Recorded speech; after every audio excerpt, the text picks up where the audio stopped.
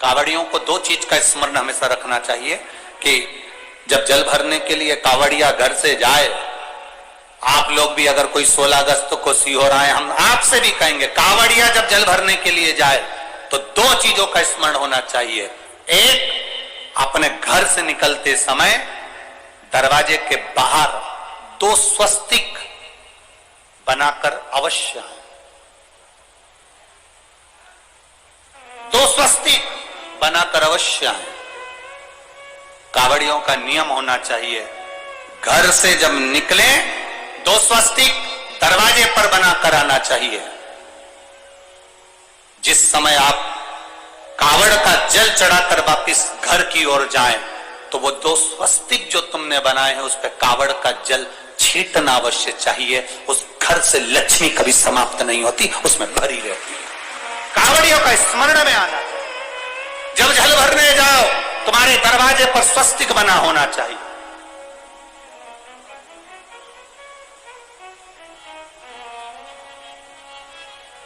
तुम्हारे दरवाजे पर दो स्वस्तिक का स्मरण होना चाहिए।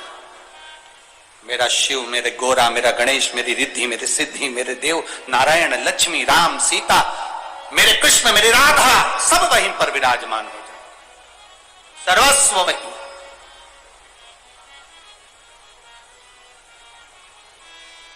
कावड़ियों को स्मरण होना चाहिए। और कावड़ियों को इस बात का भी स्मरण रखना चाहिए कि अपनी कावड़ यात्रा, जैसे सीहोर में तो 10-11 किलोमीटर की है, सीहोर सीवन नदी से जल भरा और 11 किलोमीटर दूर बाबा कुबेर भंडारी को चढ़ाया।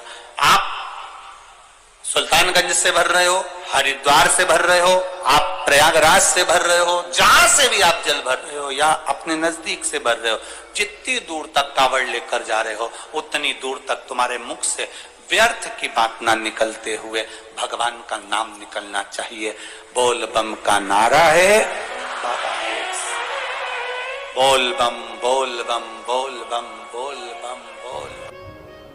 अधिक मास की अमावस्या, जब अधिक मास पूर्ण हो, और सावन का मध्य भाग, समझ लेना जरा, बहुत ध्यान देने वाली बात है।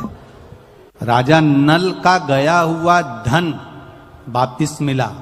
राजा नल की काया जो काली पड़ गई थी, कारकोट नाग के डसने से जो शरीर बिगड़ गया था, कैंसर जैसा रोग हो, किडनी लीवर जैसा रोग हो, शरीर में स्वरेसिस हो गया, घुटने डॉक्टर ने कह दिया बदलना पड़ेंगे, कमर दुख रही हो, तकलीफ, कैसी भी तकलीफ, कैसी भी जिंदगी का दुख हो, कैसा भी कष्ट हो, समझना उसको।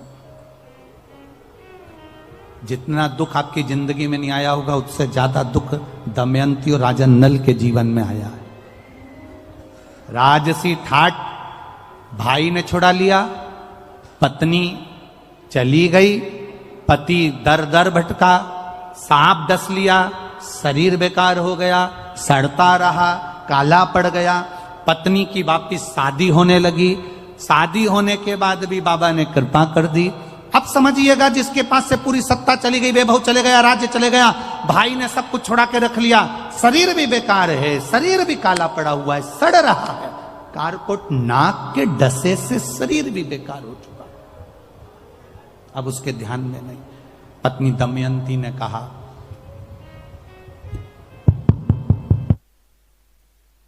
पत्नी कह रही है,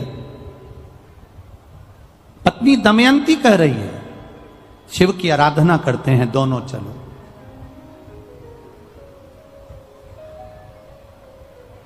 और दमयंती पत्नी ने अपने पति के साथ बैठकर शंकर की आराधना का एक नियम बना लिया। रोज शिव के मंदिर में 2 लोटा जल का स्मरण किया। अब फिर निवेदन करेंगे, सारे दिन तुम बाकी के दिनों में जाओ, सारी समस्या का हल, जम जम के बोलो जरा, 1 लोटा जल, पर सावन के महीने में 2 लोटा जल। घर से चलो तो लोटे के ऊपर लोटा हो, डबल देगा।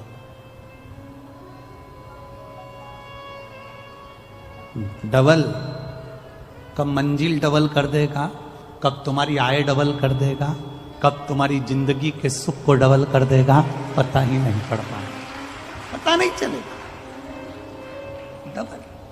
और मंदिर में जैसे ही प्रवेश करो तो दोनों हाथ में, देहली पर चढ़ने से पहले 2 हाथ में कलश हो और शिव का मूल स्मरण श्री शिवाय नमस्तुभ्यम बोलते हुए देवादिदेव महादेव को धार चढ़ रही हो, 2 ही हाथ, दोनों हाथों से।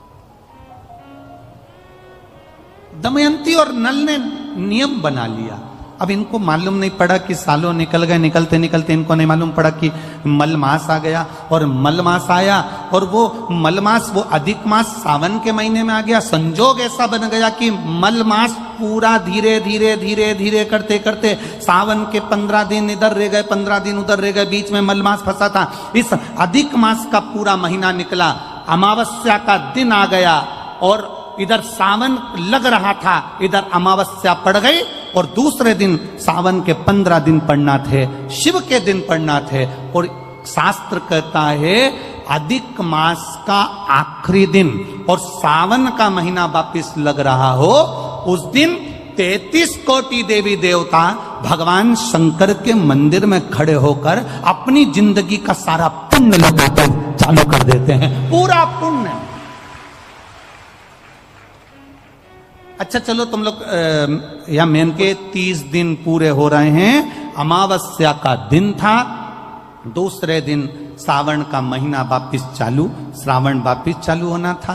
दोनों का जब संजोग होता है, सावन के अधिक मास का जब संजोग होता है, विराम का दिन होता है। आपको कथा में भी पहले कहा, मेहमान तुम्हारे यहाँ रहते हैं जब तक बच्चों को कुछ नहीं देते हैं। मेहमान जिस दिन जाते हैं 200-500 रुपए बच्चों को दे जाते हैं। अधिक मास का विराम का दिन और सावन का वापिस मध्य का प्रारंभ का दिन वापिस हो जाता है। जब अधिक मास विराम होगा, सावन वापिस चालू होगा, उस दिन 33 कोटि देवता, यक्ष, गंधर्व, देवता, पितर सब उस दिन लुटाते हैं, संपदा देते हैं, वैभव देते हैं। और उस दिन भूल से भी अगर एक कनेर का फूल शंकर भगवान पर चढ़ जाता है तो जिंदगी का सारा भंडार बाबा भर जाता है। एक पुष्प, कनेर देखा है? पंचपुष्प शिव महापुराण की कथा बाची है पहले, उसमें कनेर के फूल का भी दर्शन कराया था। ये रोड के ज्यादातर लोग ये कनेर का जो फूल है ना रोड के बीच में लगा देते, क्योंकि उसको जानवर भी नहीं खाता, पशु भी नहीं खाता, पक्षी भी नहीं खाता, जहरी। कनेर का पीला पुष्प भूलवश, आज राजा नल और दमयंती जा रहे थे, उनको फूल नहीं मिले, शिव जी को समर्पित करने के लिए कोई पुष्प ना मिला। इनको अंदाजा नहीं है कि आज अधिक मास का विराम है, आज दूसरे दिन सावन का वापिस मिलन है। इनको नहीं ज्ञात था कि 33 कोटि देवता अपना भंडार लुटाने के लिए तैयार रहते हैं। 33 कोटि देवता भूलवश। हमसे लोग कह रहे थे गुरुजी आपने सीहोर की जो कावड़ यात्रा रखी वो 16 अगस्त को रखी, जिस दिन अधिक मास का विराम है और दूसरे दिन वापिस सावन चालू है। कम से कम संडे को रखना था, रविवार को रखना था, तो लोग ज्यादा आते पहुंचते। हमने कहा, मैं लोगों से मतलब नहीं, हमें संजोग से मतलब है। जिस दिन बाबा को जल चढ़ेगा, कनेर का फूल चढ़ेगा, उस दिन बाबा मेरा कुबेर भंडारी कितना दे जाएगा ये किसी को नहीं मालूम है। बाबा को समर्पित करके एक कनेर का पुष्प दिल से, जो ये दमयंती और नल की कथा कर रही है, भूलवश चढ़ गया, भूलवश, अनायास, मालूम नहीं है कि कनेर का पुष्प चढ़ गया। अब इनको पुष्प ना मिला, पुष्प ना मिला, ना मिलने पर इन्होंने देखा मार्ग से जाते जाते इस पुष्प पर ना पक्षी बैठ रहा है, ना पशु बैठ रहा है, ना इसको कोई खा रहा है, ना कोई जान रहा है। पुष्प देखा, कनेर का पुष्प सम्मुख था, छीना और उठाकर उस दमयंती ने अपने पति नल को दिया। नल ने वो पुष्प देवादिदेव महादेव को समर्पित किया। समर्पित करा हुआ पुष्प नीचे गिर गया। नीचे गिरा तो वो गिरता हुआ पुष्प अशोक सुंदरी वाली जगह पर जाकर टिक गया। तब अशोक सुंदरी ने देवादिदेव महादेव से कहा, पिताजी इसने पुष्प मुझे दिया है। शिव कहते हैं ये पुष्प जो मुझे प्राप्त हुआ था, मैंने तुझे दिया था। ये स्थान देवी का हस्त कमल है।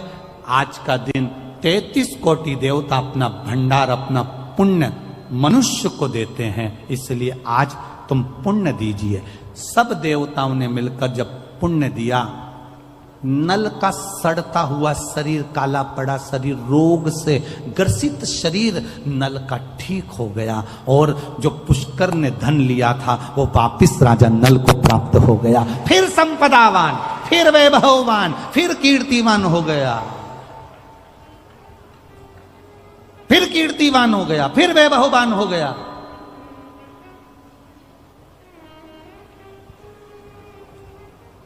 अब दिया किसने? जम के बोलो जरा, देव अधिदेव महादेव।